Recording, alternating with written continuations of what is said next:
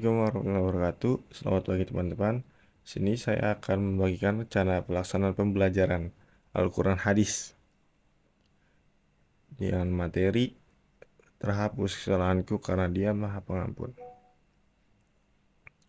Oke, kita di sini ada 2 kali pertemuan kali 30 menit ya. Tujuan pembelajarannya adalah melalui kegiatan pelajaran menggunakan model discovery learning yang menuntun peserta didik untuk mengamati membaca permasalahan, penulisan dan penyelesaian, dan mempresentasikan hasilnya di depan kelas. Tujuan pembelajarannya adalah yang pertama, meningkatkan kecintaan peserta didik terhadap Al-Quran dan hadis. Kedua, membekali peserta didik dengan dalil-dalil yang terdapat dalam Al-Quran hadis sebagai pedoman dalam menyikapi dan menghadapi kehidupan. Ketiga, meningkatkan kekhusyuan peserta didik dalam beribadah terlebih sholat dengan menerapkan hukum bacaan tajwid serta isi kandungan surat atau ayat dalam surat-surat pendek yang mereka baca. Keempat, mengetahui bahwa Allah Subhanahu wa Ta'ala Maha Pengampun dan Maha Penyayang. Kelima, selalu sadar setiap melakukan dosa karena Allah mengetahui perbuatan hambanya. Indikator pencapaiannya menyebutkan arti dari Quran Surat Al-Balad, Al-Zumar, dan Al-Baqarah. Menjelaskan isi dari Quran Surat Al-Balad, Al-Zumar, Al-Baqarah. Menentukan isi dari Quran Surat Al-Balad, Az-Zumar, dan Al-Baqarah. Membandingkan isi kandungan, menilai sikap sesuai kandungan, merencanakan sikap sesuai isi kandungan, mendemonstrasikan hafalan, dan menyimpulkan keterkaitan isi kandungan dari Quran Surat Al-Baqarah ayat 1-10, Quran Surat Al-Zumar ayat 53, dan Quran Surat Al-Baqarah ayat 153 dengan fenomena sosial dan menyajikannya dalam bentuk lisan ataupun tulisan. Baik, untuk penilaian itu sederhana ya. Mendapatkan skor 4 apabila selalu konsisten dan menunjukkan sikap sesuai aspek perilaku dan sikap. Ketiga, apabila konsisten menunjukkan sikap sesuai aspek sikap namun kadang-kadang tidak sesuai aspek perilaku.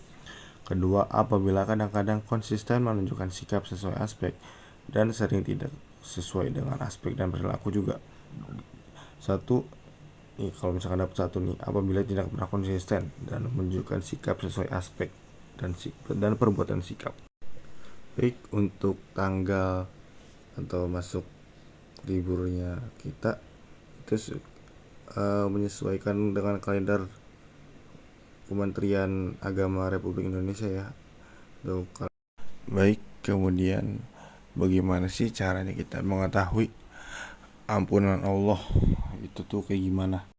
Caranya adalah seperti berikut ini, akan kita bahas. Optimis dan sabar dalam menggapai ampunan Allah.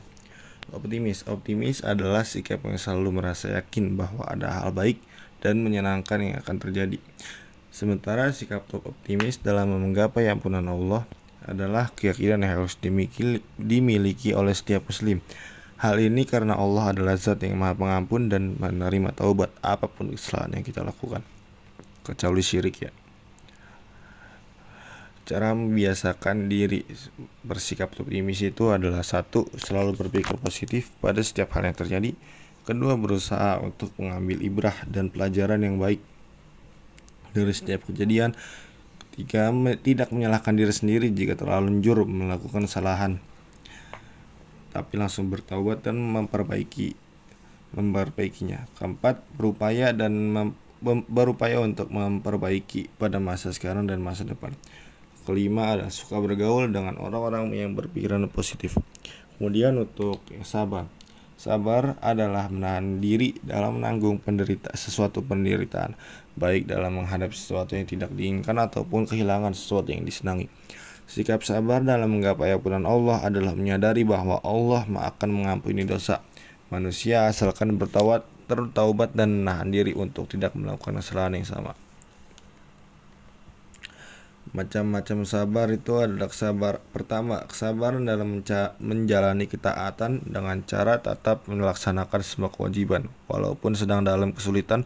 Allah memberikan kemudahan jika kita dalam keadaan yang sulit. Misalnya Dibolehkan sholat sambil duduk dan berbaring ataupun menjamak sholat jika dalam perjalanan. Kedua, sabar menjauhi larangan. Ada banyak hal yang tidak boleh dilakukan oleh umat Islam, seperti meminum minuman keras, makan makanan yang haram, menyakiti orang lain, dan sebagainya. Sikap sabar dalam menjauhi larangan ini perlu dilatih dan dibiasakan agar terhindar dari dosa dan mendapatkan banyak pahala. Ketiga, sabar menerima ujian. Ujian dari Allah harus disikapi dengan sabar. Kita harus yakin bahwa ujian yang diberikan pada makhluk sudah sesuai dengan kadar kemampuan. Semakin tinggi keimanan yang dimiliki, maka semakin tinggi pula ujian yang akan diberikan. Oke, mungkin sekian yang dapat saya terangkan, selebihnya nanti ya di pertemuan berikutnya. Ya, baik, terima kasih. Syukron. Assalamualaikum warahmatullahi wabarakatuh.